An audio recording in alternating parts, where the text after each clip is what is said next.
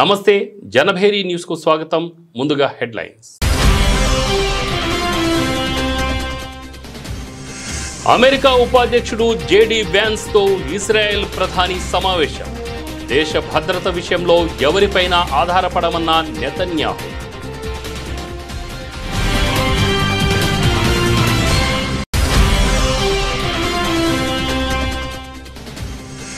తిరువనంతపురంలో కొనసాగుతున్న రాష్ట్రపతి పర్యటన. రెండో రోజు మాజీ రాష్ట్రపతి కేఆర్ నారాయణన్ విగ్రహావిష్కరణ కార్యక్రమంలో పాల్గొన్న ముర్ము.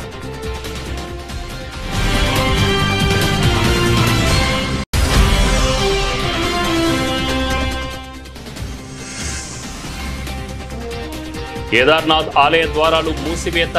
ఉట్టిమట్టు కేదారేశ్వరుడు.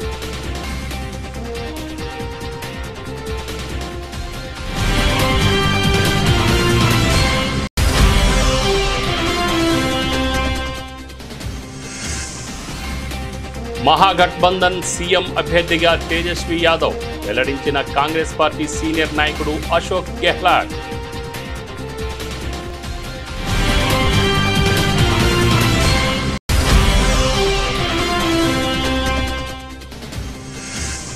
ఉస్మానియా నూతన ఆసుపత్రి నిర్మాణంపై ముఖ్యమంత్రి రేవంత్ రెడ్డి సమీక్ష. 2 ఏళ్లలో నిర్మాణం పూర్తి చేయాలని ఆదేశం.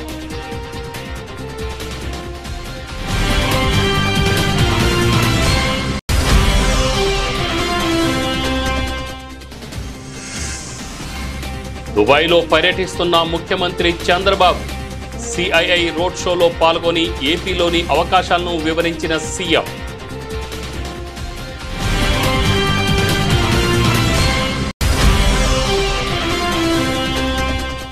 రాష్ట్రంలో అవినీతి విలయతాండం చేస్తుందన్న BRS working president KTR.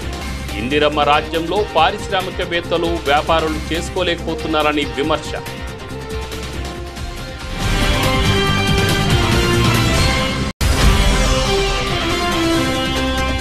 CM చంద్రబాబుపై వైసీపీ అధినేత ఏపీ మాజీ సీఎం వైఎస్ జగన్ సంచలన వ్యాఖ్యలు. ఏపీ ఉద్యోగులకు బాబు అరిచేతిలో వైకుంఠం చూపిస్తున్నారని ఎద్దేవా.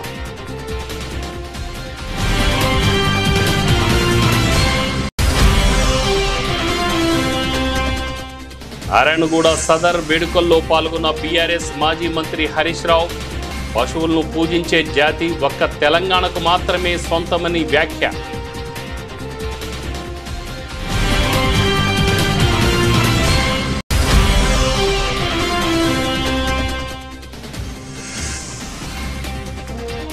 ప్రభుత్వ నిర్లక్ష్యంతోనే తురకపాలెంలో వరుస మరణాలు. ప్రభుత్వ పనితీరుపై వైఎస్ఆర్సీపీ నాయకుల ఆగ్రహం.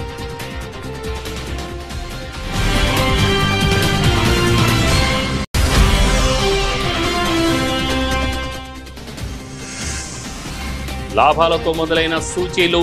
26,000 మార్కు దాటిన నిఫ్టీ. భారత్ యుఎస్ వాణిజ్య ఒప్పందంపై సానుకూల అంచనాలు.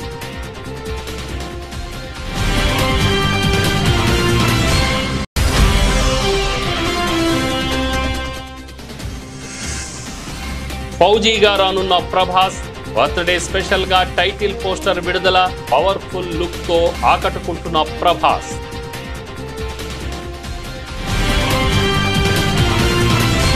ఇజ్రాయెల్ ప్రధాని బెంజమిన్ నెతన్యాహు కీలక వ్యాఖ్యలు చేశారు.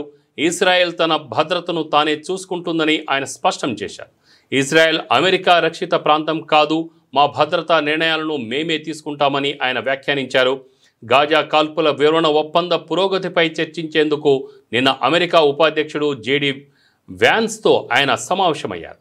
ఈ సమావేశానికి ముందు నెతన్యాహు మీడియాతో మాట్లాడుతూ ఇజ్రాయెల్ అమెరికా అధీనంలో పనిచేస్తుందనే లేదా అమెరికా ఇజ్రాయెల్ నిర్ణయాలను ప్రభావితం చేస్తుందనే వాదనలు నిరాధారమైనవే. మా దేశ భద్రత విషయంలో ఎవరిపైనా ఆధారపడమని చెప్పాలనుకుంటున్నాను అన్నారు. గాజాలో అంతర్జాతీయ దళాలను మోహరించాలన్న ప్రతిపాదనలపై ఆందోళన వ్యక్తం చేస్తూ ఆ ప్రాంతంలో భవిష్యత్తులో ఎదురయ్యే ముప్పులను తిప్పికొట్టే విషయంలోనూ ఇజ్రాయెల్ స్వయంగా చర్యలు తీసుకునే స్వేచ్ఛ కోల్పోకూడదు అని పేర్కొన్నారు. Good morning. A few days ago we had our historic visit by President Trump that will be etched in the annals of our nation's history. We're fortunate today to have a visit by Vice President J.D. Vance. And I want to tell you a few things about that. First, in the last year, we've had an unmatched alliance and partnership with the United States. That is changing the Middle East, and it's also changing the world. It creates opportunities not only for security, but for the expansion of peace, which we're working on very, very diligently. And it's just unmatched. I've been here a few years. You know, I've been through several administrations. I welcome the partnership and the assistance we've had. But there's never been anything like that. And President Trump said that. It's like a partnership. It's never happened before. Well, that includes a close circle, both on our side and on the American side. And President Trump knows. తిరువనంతపురంలో రాష్ట్రపతి ద్రౌపది ముర్ము పర్యటన కొనసాగుతుంది. తొలి రోజు శబరిమల అయ్యప్ప స్వామిని ముర్ము దర్శించుకున్నారు. అనంతరం రెండో రోజు పర్యటనలో భాగంగా మాజీ రాష్ట్రపతి కేఆర్ నారాయణన్ విగ్రహ ఆవిష్కరణ కార్యక్రమంలో రాష్ట్రపతి పాల్గొని ప్రసంగించారు. Ladies and gentlemen, I am happy to be present here among you all today to pay tribute to the former President of India, late Sri K.R. Narayan ji. Sri Narayan was an eminent statesman, diplomat and scholar. I consider it an honor to unveil the bust of late Sri K.R. Narayan here at Raj Bhavan today. I would like to thank Sri Ramnath Kovind ji, former President of India, under whose guidance this initiative has been taken. I am sure that his memory will inspire people to uphold the values of equality, integrity and public service that he stood for. Late Sri K.R. Narayan's life is a story of courage, perseverance and self-belief. Through immense dedication and the power of education, he went on to occupy the highest constitutional office of our nation. His academic excellence was a symbol of what determination and opportunity can accomplish when guided by purpose. Before entering politics, Sri K.R. Narayan built a distinguished career in the Indian Foreign Service. Sri Narayan upheld India's values of peace, justice and cooperation with utmost sincerity. After his diplomatic career, he was elected to Parliament and went on to service as Union Minister. ఉత్తరాఖండ్లోని కేదార్నాథ్ ఆలయ ద్వారాలను మూసివేశారు. శీతాకాలం నేపథ్యంలో భాయ్ దూజ్ పండగ రోజున శాస్త్రోక్తంగా ఆలయ తలుపులను మూసివేయడం ఆనవాయితీగా వస్తున్నది.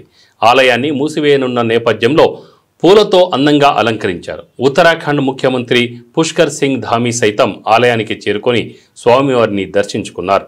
గురువారం వేకువజామున 4 గంటలకు ఆలయ తలుపులు మూసివేసే ప్రక్రియను ప్రారంభించారు. ఉదయం 4 గంటలకు ప్రత్యేక పూజలు ముగిసిన తర్వాత ద్వారాలను మూసివేసి పంచముఖి డోలి యాత్ర ఉఖీమఠ్కు బయలుదేరింది. 6 నెలల పాటు బాబా కేదార్ ఉఖీమఠ్లోని ఓంకారేశ్వర్ ఆలయంలో కేదారేశ్వరుడు పూజలందుకోనున్నాడు. కేదార్నాథ్ ఆలయ తలుపులు మూసివేత అనంతరం స్వామివారిని పంచముఖి ఉత్సవ డోలి యాత్రగా తరలించారు. ఈ డోలి యాత్ర సందర్భంగా వేలాది మంది భక్తులు ఇండియన్ ఆర్మీ బ్యాండ్తో కలిసి నృత్యాలు చేశారు. ఈ ఏడాది కేదార్నాథ్ యాత్ర సందర్భంగా 17.39 లక్షల మంది భక్తులు బాబా కేదార్ను దర్శించుకున్నారు. ఆలయ ద్వారాలు తెరిచిన నాటి నుంచి పెద్ద సంఖ్యలో భక్తులు తరలివచ్చారు. బుధవారం సాయంత్రం దాదాపు 5,000 భక్తులు దర్శించుకున్నారు. ఇప్పటికే కేదార్నాథ్లో భారీగా చలి పెరిగింది. బుధవారం మధ్యాహ్నం మంచు కురిసింది. 3 महीने का कालखंड ऐसा रहा है कि पूरी तरह से आपदा रही है, बारिश रही है, भारी बारिश, लैंडस्लाइड हुआ, लेकिन बाबा की कृपा से 17.5 लाख से अधिक तीर्थयात्री बाबा के दर्शन करने आए हैं। और मैं चारों धामों की बात करूं तो बड़ी आपदा के बाद भी इस बार रिकॉर्ड संख्या में श्रद्धालुओं ने दर्शन किए हैं और 50 लाख श्रद्धालु अभी तक दर्शन कर चुके हैं।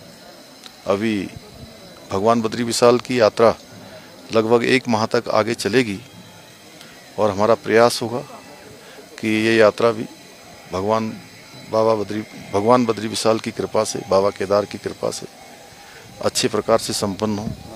सभी की यात्रा अच्छी हो, सरल हो, सुगम हो। और ये स्थल जो आप देख रहे हैं 2013 की आपदा में बहुत बुरी तरह से ये क्षतिग्रस्त हो गया था।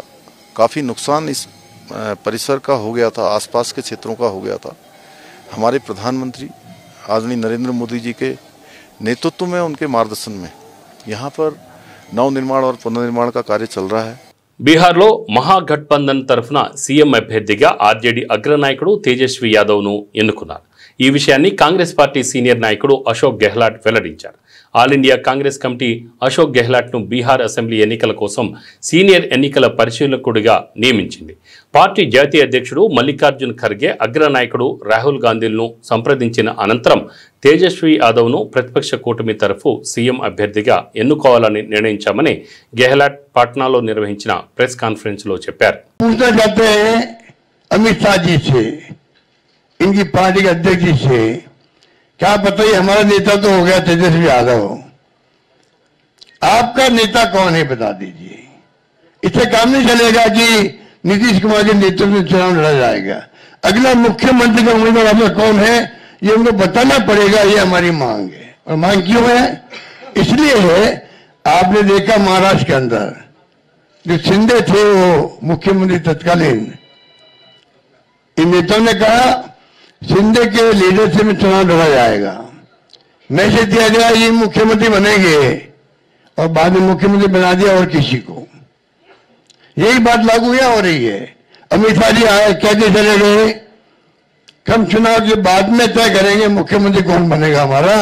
రాష్ట్ర ప్రభుత్వం ప్రతిష్టాత్మకంగా భావిస్తున్న ఉస్మానియా నూతన ఆసుపత్రి నిర్మాణాన్ని 2 ఏళ్లలో పూర్తి చేయాలని ముఖ్యమంత్రి రేవంత్ రెడ్డి అధికారులను ఆదేశించారు.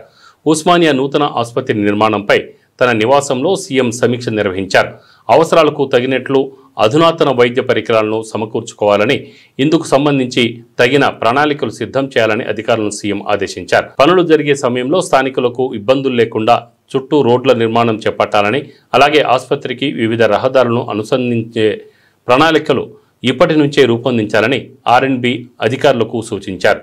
పనుల వేగవంతానికి వైద్యారోగ్య శాఖ, పోలీసు, జీహెచ్ఎంసీ, ఆర్ఎండ్బి, విద్యుత్ శాఖ అధికారులతో సమన్వయ కమిటీని ఏర్పాటు చేసేందుకు ఆదేశాలు జారీ చేశారు.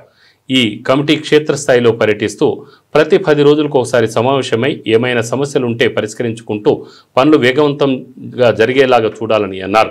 నిర్మాణం పూర్తయ్యాక అక్కడి బందోబస్తు, ట్రాఫిక్ విధుల నిర్వహణకు ముందస్తుగానే తగిన ప్రణాళికలు రూపొందించుకోవాలని పోలీస్ శాఖ ఉన్నతాధికారులకు సూచించారు.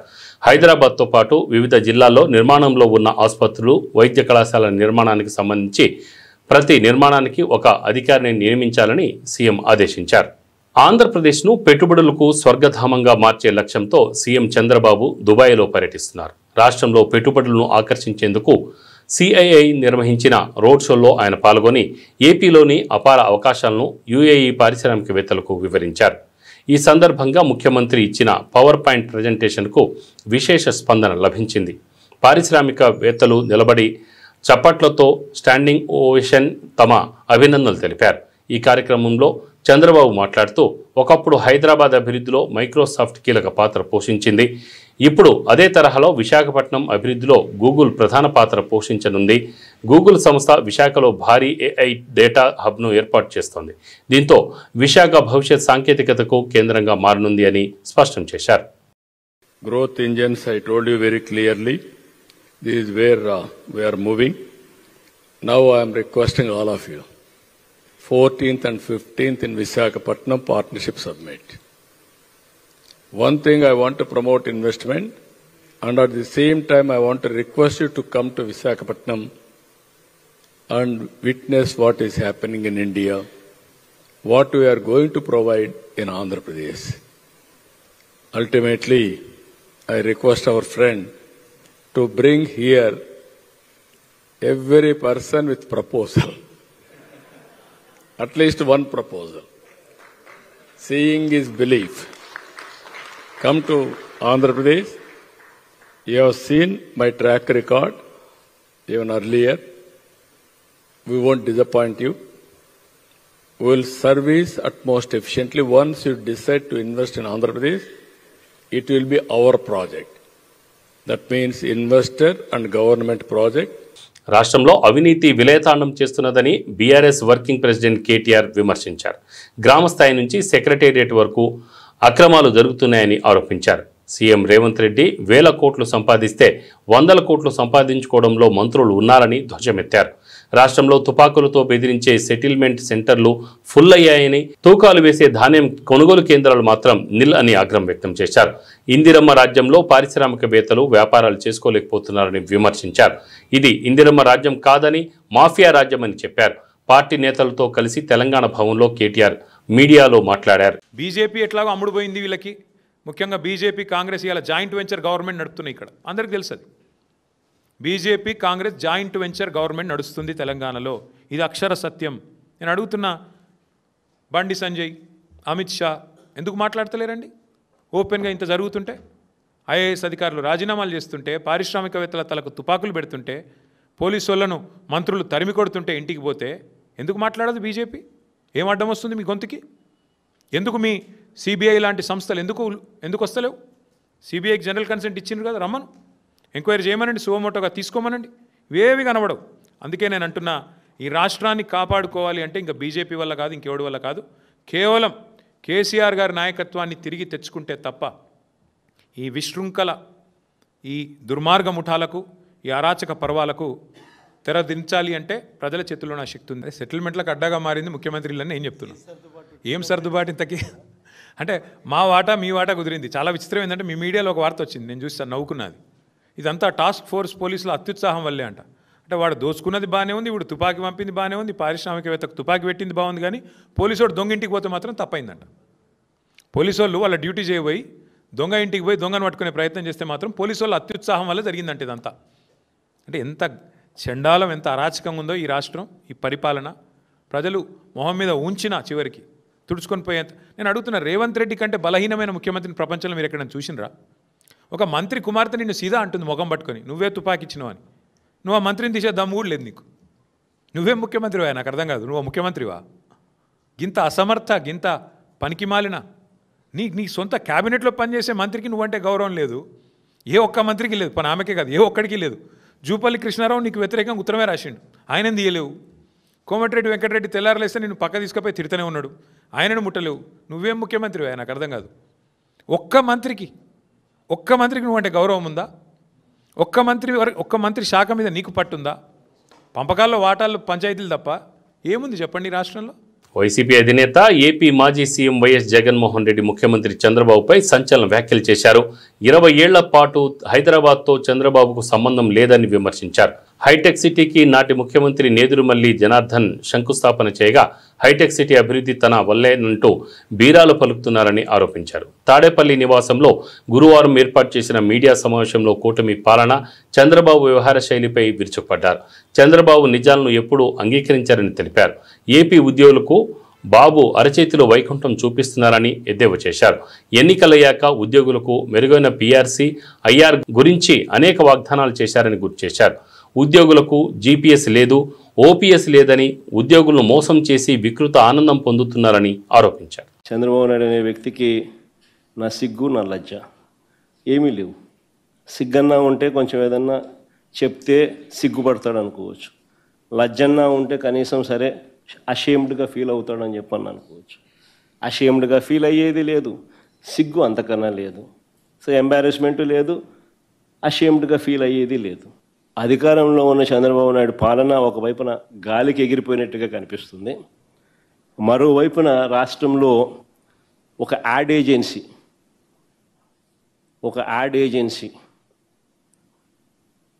నడిపిస్తా అన్నట్టుగా రాష్ట్రం నడుస్తూ ఉంది. మాటలు చూస్తే ఏమో కోటలు దాటుతూ ఉన్నాయి, పర్ఫార్మెన్స్ చూస్తే ఏమో వీక్. వేరే వాళ్ళకు దక్కాల్సిన క్రెడిట్ను తానే చోరీ చేయడంలో మాత్రం చంద్రబాబు పీక్. పర్ఫార్మెన్స్ ఏమో వీక్, వేరే వాళ్ళకు దక్కాల్సిన క్రెడిట్ తానే చోరీ చేయడంలో మాత్రం చంద్రబాబు పీక్. రాష్ట్రం ఇవాళ ఒక యాడ్ ఏజెన్సీ మాదిరిగా నడుస్తూ ఉంది. 50,000 మంది ఆర్టీసీ ఉద్యోగుల మీద కన్నుబడింది. 1,00,000 మందికి పైగా ఉన్న ఆప్కాస్ ఉద్యోగస్తుల మీద కన్నుబడింది. దాదాపుగా 1,35,000 మంది పైచిలుకున్న సచివాలయం ఉద్యోగస్తుల మీద కన్నుబడింది. ఒకసారి వీళ్ళని క్లీన్ చేసేసినాడు అని అంటే తర్వాత మిగిలిన వాళ్ళని కూడా స్లోగా క్లీన్ చేయొచ్చు అన్నది ఈయన దృక్పథం. ప్రజలకు ఏమన్నా చేస్తున్నాడా అని అంటే ఏమీ, అదొక పెద్ద సున్నా కనిపిస్తుంది. ఎప్పుడూ చూడని పరిస్థితులు ఈరోజు గమనిస్తూ ఉన్నాం. విద్య, వైద్యం, వ్యవసాయం, గవర్నెన్స్, లా అండ్ ఆర్డర్ మొత్తం అన్నీ కూడా తిరోగమనమే కనిపిస్తాయి. There is nothing that Chandrababu Naidu can say దీనివల్ల నేను మేలు చేయగలిగాను అని చెప్పి. స్కూళ్ళల్లో నాడు నేడు పనులు ఆగిపోయాయి. గోరుముద్ద క్వాలిటీ పోయింది. టోఫుల్ క్లాసులు 3వ తరగతి నుంచి చెప్పే టోఫుల్ క్లాసులు ఎత్తేసినాడు. ఇంగ్లీష్ మీడియం చదువులు గాలికి ఎగిరిపోయాయి.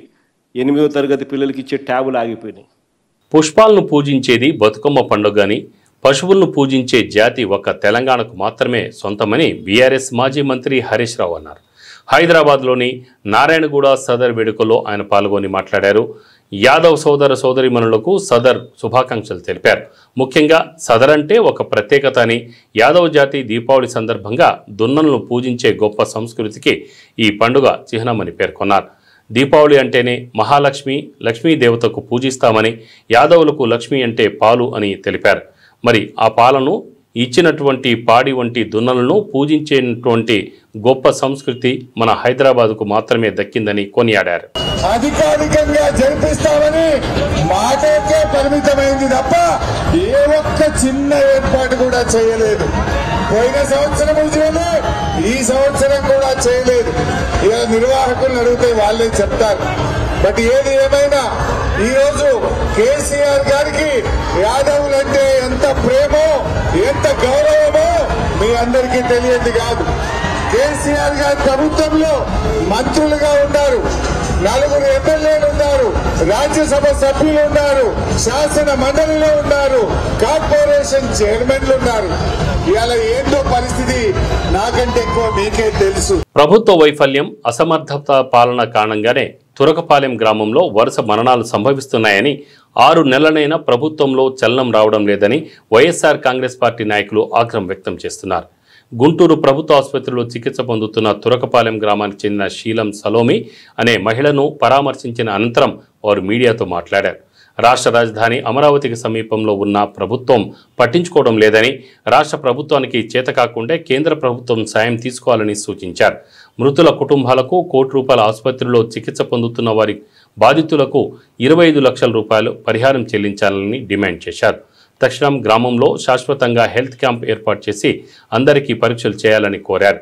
ఈ కార్యక్రమంలో మాజీ మంత్రులు అంబటి రాంబాబు, సాకే శైలజానాథ్, పత్తిపాడు నియోజకవర్గ వైఎస్ఆర్సీపీ ఇన్ఛార్జి Balasani Kiran, party legal cell రాష్ట్ర అధ్యక్షుడు మనోహర్ రెడ్డి, వైఎస్ఆర్సీపీ గుంటూరు సిటీ అధ్యక్షురాలు నూరి ఫాతిమా తదితరులు పాల్గొన్నారు. చాలా దురదృష్టకరం. 5 మాసాల నుంచి కూడా ఈ తురకపాలెం అనేది ఒక అంతులేని కథలాగా కొనసాగుతూ ఉంది. ఇప్పటికి వైఎస్ఆర్ కాంగ్రెస్ పార్టీ టీమ్స్, డాక్టర్లు కానీ రాజకీయ నాయకులు కానీ సుమారుగా తురకపాలెన్ని 3-4 సార్లు సందర్శించడం జరిగింది. మొన్ననే కలెక్టర్ గారికి కూడా మేము ఒక రిప్రజెంటేషన్ ఇవ్వడం జరిగింది. దీని మీద తక్షణమే యాక్షన్ తీసుకోండి. కొద్ది టైంలోనే 45 మరణాలు ఆ గ్రామంలో సంభవించాయి. ఒక విచిత్రమైన వ్యాధి రావడం, ఆ వ్యాధి వల్ల మరణించడం అనేది చాలా దురదృష్టకరమైనటువంటి పరిణామం. అయినా కూడా ప్రభుత్వం ఇంతవరకు ఈ వ్యాధిని నివారించలేకపోవడం చాలా దురదృష్టకరం. మనం ఒక ఆధునిక సమాజంలో ఉన్నాం, వైద్యం బాగా వస్తువులు పెరిగినటువంటి సమాజంలో ఉన్నాం. గుంటూరు కోతవేటు దూరంలో ఉన్నటువంటి గ్రామంలో కూడా 5 నెలలకు కూడా ఈ వ్యాధిని నివారించలేకపోయారు అంటే ఇది ప్రభుత్వ అసమర్థత, అలసత్వం అని మరోసారి చెప్పదలుచుకున్నాం. అనేక సందర్భాల్లో చెబుతున్నప్పటికీ కూడా ఈ ప్రభుత్వం దీని మీద దృష్టిని సారించలేకపోతోంది.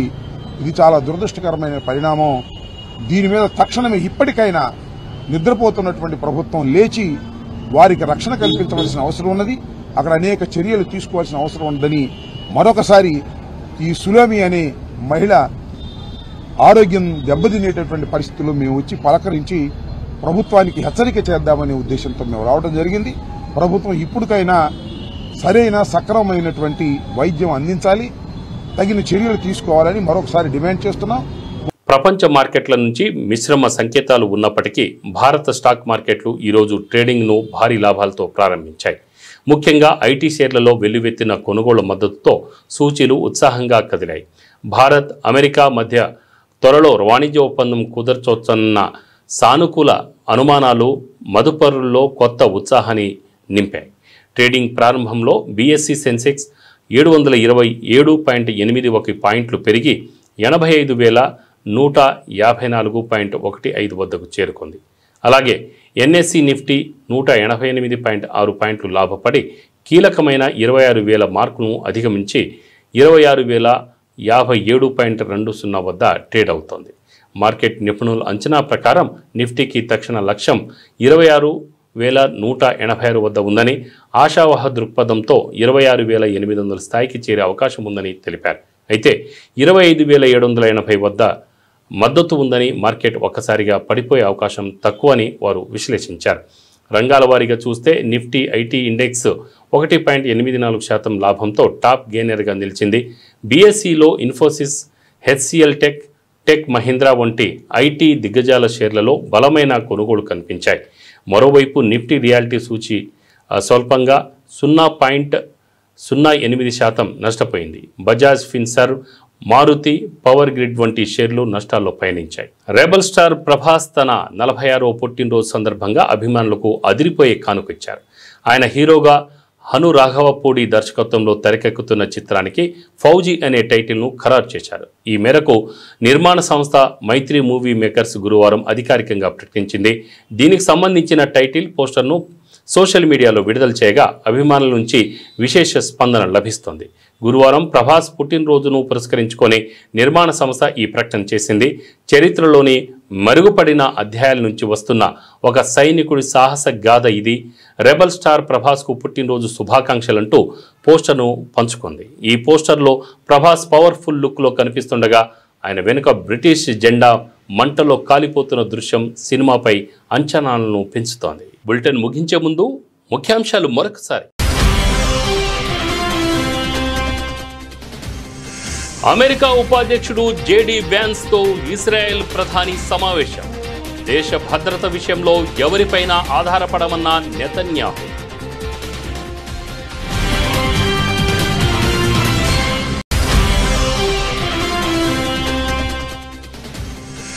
తిరువనంతపురంలో కొనసాగుతున్న రాష్ట్రపతి పర్యటన. రెండో రోజు మాజీ రాష్ట్రపతి కేఆర్ నారాయణన్ విగ్రహావిష్కరణ కార్యక్రమంలో పాల్గొన్న ముర్ము.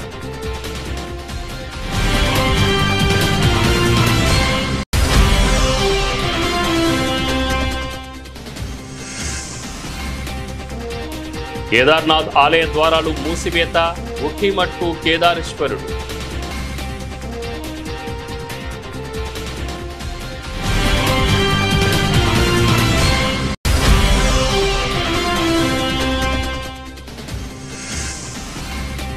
మహాగఠబంధన్ సీఎం అభ్యర్థిగా తేజస్వి యాదవ్ వెల్లడించిన కాంగ్రెస్ పార్టీ సీనియర్ నాయకుడు అశోక్ గెహ్లాట్.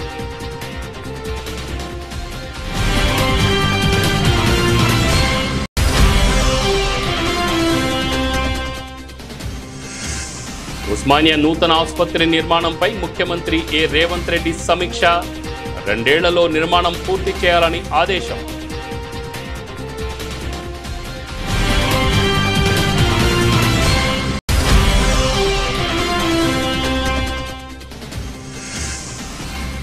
దుబాయ్లో పర్యటిస్తున్న ముఖ్యమంత్రి చంద్రబాబు. సిఐఐ రోడ్ షోలో పాల్గొని ఏపీలోని అవకాశాలను వివరించిన సీఎం.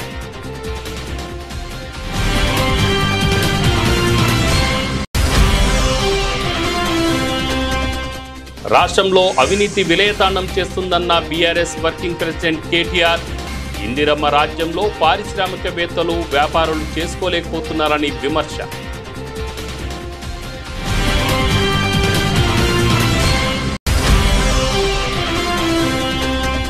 సీఎం చంద్రబాబుపై వైసీపీ అధినేత ఏపీ మాజీ సీఎం వైఎస్ జగన్ సంచలన వ్యాఖ్యలు. ఏపీ ఉద్యోగులకు బాబు అరిచేతిలో వైకుంఠం చూపిస్తున్నారని ఎద్దేవా.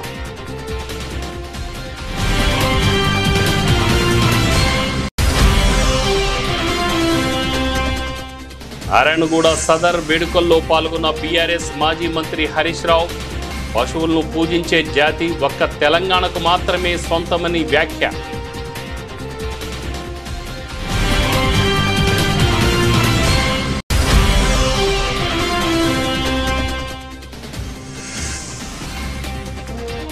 ప్రభుత్వ నిర్లక్ష్యంతోనే తురకపాలెంలో వరుస మరణాలు. ప్రభుత్వ పనితీరుపై వైఎస్ఆర్సీపీ నాయకుల ఆగ్రహం.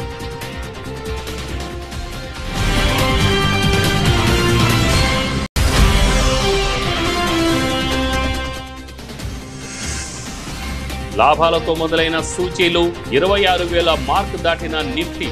భారత్ యుఎస్ వాణిజ్య ఒప్పందంపై సానుకూల అంచనాలు.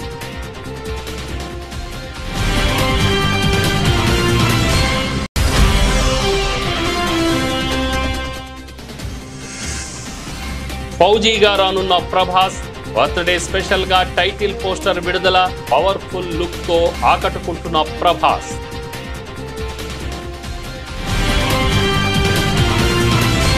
ఇవి బులెటిన్ వివరాలు. చూస్తూనే ఉండండి